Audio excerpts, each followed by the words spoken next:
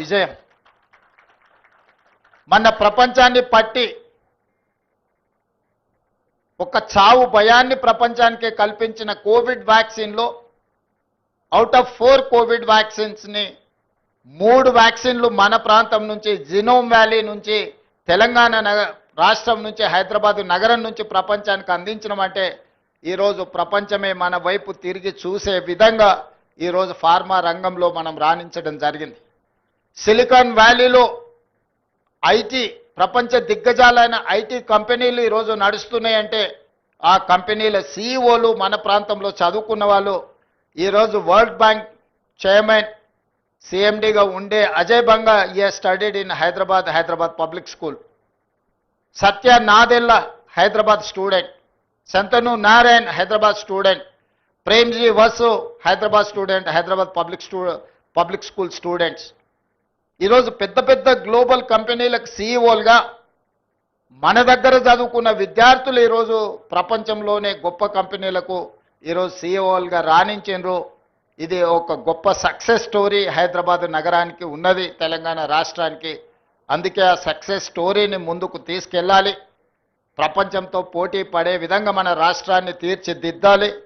తెలంగాణలో ఉండే నిరుద్యోగ యువకులకు లక్షలాది ఉద్యోగాలను ఈరోజు ప్రైవేట్ పరిశ్రమలలో కల్పించాలి. ప్రభుత్వ ఉద్యోగాలే కాదు, మిత్రులు శ్రీధర్ బాబు గారు చెప్పినట్టు తెలంగాణ రాష్ట్ర ప్రభుత్వము ఇప్పటి వరకు 75,000 ప్రభుత్వ ఉద్యోగాలు ఇచ్చింది. భవిష్యత్తులో ఇంకా వేలాది ఉద్యోగాలు ఇచ్చినా 30 లక్షల నిరుద్యోగ యువకులు తెలంగాణ రాష్ట్రంలో ఉన్నారు. మరి వాళ్ళందరికీ ఉద్యోగ ఉపాధి అవకాశాలు కల్పించాలంటే ప్రైవేట్ రంగంలో పెట్టుబడులను ఆకర్షించాలి. ప్రైవేట్ రంగంలోనే ఇవాళ ఐఏఎస్ ఆఫీసర్కి వచ్చే జీతం 2.5-3 లక్షల రూపాయలు. కానీ అదే ఒక ప్రైవేట్ కార్పొరేట్ కంపెనీలో ఈరోజు మనం పత్రికలలో చూస్తున్నాం, సంవత్సరానికి వాళ్ళ ప్యాకేజీలు 5 కోట్లు 10 కోట్ల రూపాయల ప్యాకేజీలు వస్తున్నాయి. రీసెంట్గా IIIT స్టూడెంట్కి 1.5 crore ఆయనం ప్యాకేజ్ వచ్చిందంటే నెలకు వాళ్ళ జీతభత్యాలు ఎంత వస్తున్నాయో చూడండి. సో అందుకే తెలంగాణ నిరుద్యోగ యువకులకు ప్రభుత్వ ఉద్యోగాలతో పాటు ప్రైవేటు రంగంలో అంది వచ్చే అవకాశాలను ఈరోజు అందిపుచ్చుకోవాలి. 100 సంవత్సరాల పైగా చరిత్ర కలిగిన ఉస్మానియా యూనివర్సిటీని ఈరోజు పునరుద్ధరించడం ద్వారా పెద్ద యూనివర్సిటీలతో మనం పోటీ పడే విధంగా మన ఎడ్యుకేషన్ ఇన్స్టిట్యూషన్స్ని ఈరోజు అభివృద్ధి చేయాలనుకుంటున్నాం. అందుకే ఈరోజు తెలంగాణ ఎడ్యుకేషన్ పాలసీని అడాప్ట్ చేసుకోవాలని ఈరోజు మనం ఒక కమిటీని అపాయింట్ చేసినాం. తెలంగాణ ఎడ్యుకేషన్ పాలసీని కూడా తొందరలోనే తీసుకురాబోతున్నాం. యంగ్ ఇండియా స్కిల్స్ యూనివర్సిటీతో పాటు young India sports university, young India integrated schools, ఇవన్నీ కూడా తెలంగాణ రాష్ట్రాన్ని అభివృద్ధి చేయడానికి భవిష్యత్ ప్రణాళికల కోసం ఈరోజు తెలంగాణ రాష్ట్ర ప్రభుత్వం ముందుకు వస్తున్నది. అదేవిధంగా నిన్నమన్న సొంత రాష్ట్రంలో కానీ పక్క రాష్ట్రంలో కానీ నీటి వివాదాలకు సంబంధించి పదే చర్చలు జరుగుతున్నాయి.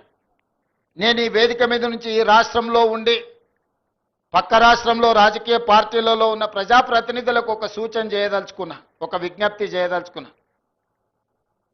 మీకు పంచాయతీలు కావాలన్నా నీళ్లు కావాలన్నా అని ఎవరైనా నన్ను అడిగితే తెలంగాణ రాష్ట్రానికి నీళ్లు కావాలని నేను కోరుకుంటా. మీకు వివాదాలు కావాలన్నా, మీకు పరిష్కారం కావాలన్నా అంటే నేను పరిష్కారం కోరుకుంటా. నీళ్ల వివాదం ముసుగులో రాజకీయ ప్రయోజనం పొందాలి అని మా ప్రభుత్వం మా పార్టీ భావించడం లేదు. 2 రాష్ట్రాల మధ్యలో ఉండే సమస్యల్ని శాశ్వతంగా పరిష్కరించాలి అని తెలంగాణ ప్రత్యేక రాష్ట్రాన్ని శ్రీమతి సోనియా గాంధీ గారు కాంగ్రెస్ పార్టీ ఇచ్చింది. కాబట్టి నీళ్ల విషయంలో వివాదాలు, నీళ్ల విషయంలో రాజకీయ లబ్ధి కోసం ఆలోచన చేయొద్దు. రాజకీయాలకు అతీతంగా మనం ఈరోజు ఆలోచన చేసుకొని పరిష్కరించుకోవాలి. ఈ పరిష్కారాలకు చర్చలు ఒక్కటే పరిష్కారము. న్యాయస్థానాల దగ్గరనో ఇతరుల దగ్గర పోయి పంచాయతీ తెంచుకునే కంటే మనమే కూర్చొని మన సమస్యల్ని సామరస్యపూర్వకంగా పరిష్కరించుకోవాలనేదే మా విధానము. పక్క రాష్ట్ర ముఖ్యమంత్రి గారికి నేను విజ్ఞప్తి చేస్తున్నా, కృష్ణా నదిలో ఉన్న మా పాలమూరు రంగారెడ్డి ఎత్తిపోతలు కావచ్చు, మా కల్వకుర్తి లిఫ్ట్ ఇరిగేషన్ కావచ్చు, మా డిండి ప్రాజెక్ట్ కావచ్చు, మా ఎస్ఎల్బిసి భీమా నెట్టంపాడు ప్రాజెక్టులు కావచ్చు. ఉమ్మడి రాష్ట్రంలోనే మంజూరైన ప్రాజెక్టులు, వీటి అనుమతులకు మీరు అడ్డంకి పెట్టకండి, వీటి అనుమతులకు మాకు సహకరించండి. ఉమ్మడి రాష్ట్రంలో ఉన్నప్పుడే మంజూరైన ఈ ప్రాజెక్టులకు ఆంధ్రప్రదేశ్ రాష్ట్రం నుంచి అభ్యంతరాలు రావడం వల్ల ఎన్విరాన్మెంట్ క్లియరెన్సులు కానీ సిడబ్ల్యూసి క్లియరెన్సులు తెచ్చుకోవడంతో మాకు సమస్యగా మారింది. ఇవి రాకపోవడం వల్ల మాకు రావాల్సిన బ్యాంకులో నుంచి రుణాలు కానీ, కేంద్ర ప్రభుత్వం అందించాల్సిన సహాయం కానీ, యాక్సిలరేటెడ్ ఇరిగేషన్ బెనిఫిషియరీ ప్రోగ్రాంలో కేంద్ర ప్రభుత్వం 60% నిధులు ఇవ్వడానికి అవకాశం ఉన్న ప్రాజెక్టులు మాకు రావడం లేదు. దాంతో మాకు తీరని ఆర్థిక భారం మా రాష్ట్రం మీద పడుతుంది. ఇవన్నీ కూడా మీరు సహకరించండి. మీకేమైనా సమస్యలు ఉంటే కూడా మేము సానుకూలంగా ఆలోచన చేస్తాం. మేము వివాదం కోరుకోవడం లేదు. నేను మరొక్కసారి ఈ వేదిక మీద నుంచి చెప్పదలుచుకున్నా. నేను శాశ్వత పరిష్కారాన్ని కోరుకుంటున్నా. ఇది రాజకీయ ప్రయోజనం కాదు, ప్రజల ప్రయోజనము, రైతుల ప్రయోజనము, పెట్టుబడిదారుల ప్రయోజనము. ఇంతకుముందే మిత్రులు శ్రీధర్ బాబు గారు వస్తూ చెప్తున్నారు, మనం డేటా సెంటర్స్ని అత్యధికంగా ఈ ప్రాంతంలో అడుగుతా ఉన్నారు. డేటా సెంటర్స్ని ఇక్కడ పెట్టాలి అని అంటే విద్యుత్తుతో పాటు నీరు కూడా అవసరము అని. మరి కృష్ణానది నుంచి నీటిని తరలించాలన్నా, యాదాద్రి పవర్ ప్రాజెక్టు నుంచి మనము పవర్ కనెక్షన్స్ తీసుకోవాలన్నా, ఈరోజు తెలంగాణ రాష్ట్రానికి పోర్టు లేదు. దేశంలో